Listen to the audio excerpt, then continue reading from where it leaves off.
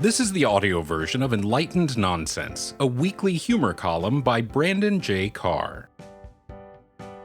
To sign up for the newsletter version of Enlightened Nonsense, equipped with shiny illustrations, or to read the column with internet eyes, please visit enlightenednonsense.com.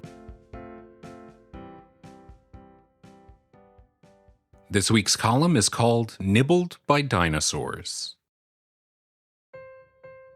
I've come to believe that there are lies told to us by scientists in order to keep the public safe and sane. The existence of Bigfoots, perhaps.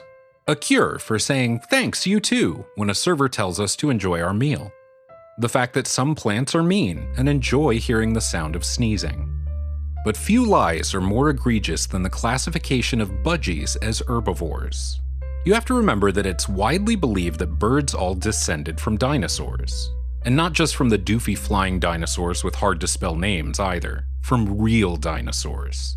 Theropods like Tyrannosaurus rex, Velociraptor, and Yoshi, known for their keen intellect, endless hunger for meats, and being ridden by plumbers. Theropods were not the lumbering, scaly beasts depicted in movies like Jurassic Park or documentary series like Barney and Friends. Theropods were quick, hollow-boned, and festooned with feathers like prehistoric Harry Styles is.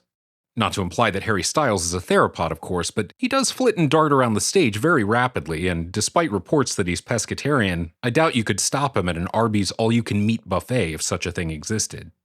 The common scientific understanding is that terrestrial bipedal theropods evolved over time into birds, the creatures that float over us like meat kites, taunting us as they defy the Earth's gravity that so oppressively binds us to the ground.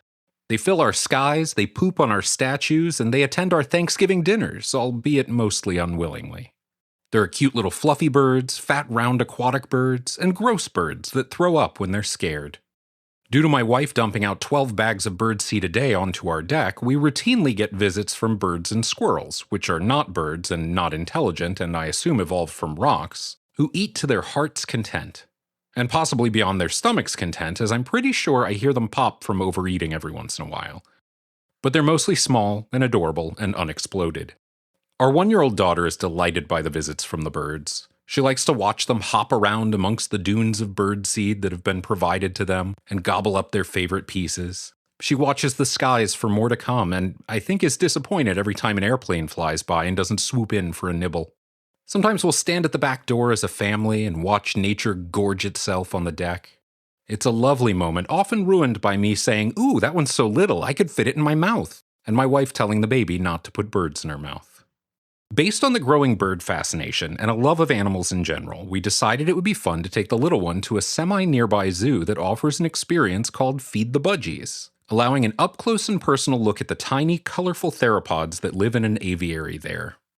I'm choosing here not to name the zoo because I don't want to scare anyone away from a visit there. It's a lovely zoo and does all the things a good zoo should. It has knowledgeable zookeepers who genuinely care about the animals in their charge, has funnel cake that is expensive enough to require a payment plan, and provides an opportunity for animals to sit in humiliating cages and remember where their place is in the ecosystem. So off we went to the zoo, which I'll refer to here as the zoo, with dreams of meeting and befriending a number of animals. I love befriending animals. Once at the National Zoo in Washington, D.C., I had a moment with an orangutan who, from the other side of the glass, would perfectly mimic my movements and facial expressions. I stayed and did this for what must have been 30 minutes, despite the monkey house smelling like an exhumed carcass. The stately beast drew the line when I pulled out some dice and tried to play craps with it because, as we all now know, most great apes struggle with gambling addiction. Despite the main focus of our trip being the budgies, we wandered around for a while and pointed out animals to the baby, who sort of noticed that they were there. Over the course of the whole trip, the 1-year-old was mostly impressed by the presence of ducks and turtles in the waterways of the zoo, animals that we have at home and can see after a 10-minute walk instead of a 2-hour drive and park admission that could fund an entire town's electric bills for a week.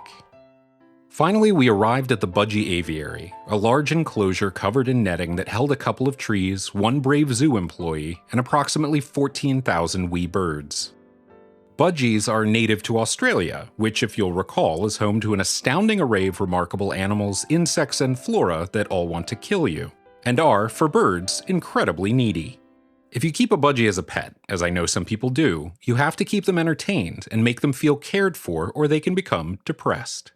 They have a regular need for mental stimulation and validation, so you have to constantly teach them simple tricks, build foraging puzzles for them, and attend their one-bird shows about growing up in which at some point they play the father that wouldn't play catch with them. The four of us stepped into the enclosure. My wife, my then 13-year-old, my then 11-month-old, and myself. Entering the enclosure required stepping through a series of airlocks in order to prevent any budgies from escaping.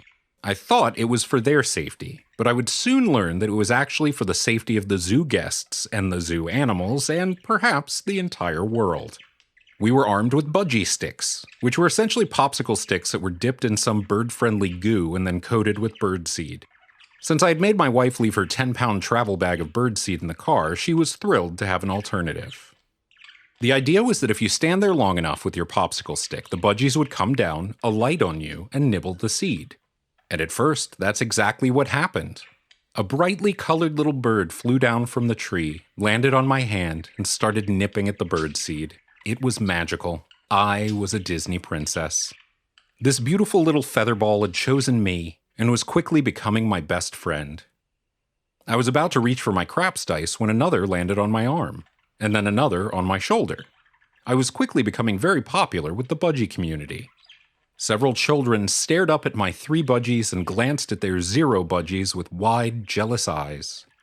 At this point, their tiny little clawed feet were starting to dig in a little bit, and I tried to get the budgies to hop over to the sticks of the jealous children, but they wouldn't budge, which I assume is where the name comes from. In fact, instead of subtracting budgies, I was attracting more. And then one bit me. I can't say for sure, but I think I saw a look in its eyes that connected it to its theropod carnivorous past. It screamed out to its assembled comrades, "This is what we are, brothers! Remember the Jurassic!" And they all started in with pecking and biting. They were all over my arms and the back of my neck and my shoulders, points of pain everywhere. Wearing my full bodysuit of flesh-rending dinosaurs, I walked over to the zoo employee with a panicked expression behind my eyes. I didn't want to scream or outwardly freak out and cause the nearby children, including my own, to be aware of the danger that they were in, especially considering I seemed to be the only target of the animal's meat lust. "Would you like some assistance in getting them off of you?" asked the zoo employee. I said yes, in a way I hoped would translate to, "Yow, ow, ow." He showed me a technique by which I would simply brush one hand down the length of my arm to get the creatures to fly away. This worked. Temporarily.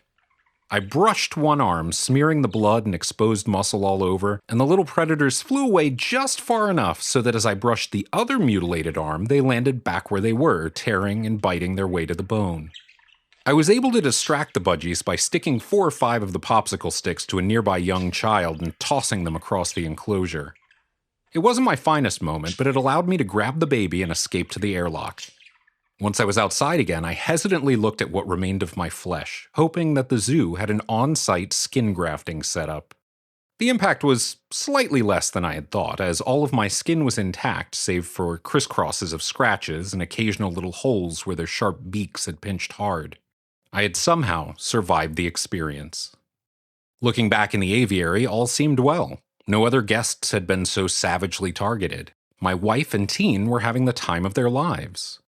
One budgie stared back at me, blood trickling down its beak, daring me to come back in. But I am no fool, except for the part where I applied hand sanitizer to my arms, which resulted in a searing pain comparable to putting a white-hot knife up your nose. The rest of the trip was spent looking around in fear of birds. We saw a few, mostly in other aviaries, but I swear the ostrich we got a few feet from licked its non-existent lips when it saw me. Because I am the type of person I am, I did some research on budgies when I got home, and that is where I saw the lie. Herbivores. They eat seeds and grasses. I've done a DNA profile before and can say with some confidence that I am 0% seeds and grasses. I'm willing to give science the benefit of the doubt here and say that maybe they believe the lie. Perhaps scientists who study budgies have not experienced the carnivorous feeding frenzy that I have. Or maybe those scientists didn't survive the experience and the others didn't notice. I have no idea how often bird scientists check in on each other. The important lesson is this: watch the skies. Birds were and are dinosaurs, and like humans, are not to be trusted just because they're cute and colorful and fluffy. All it takes is the right person being nearby to unlock every predatory, flesh-rending instinct inside them. Always be vigilant. Remember the Jurassic.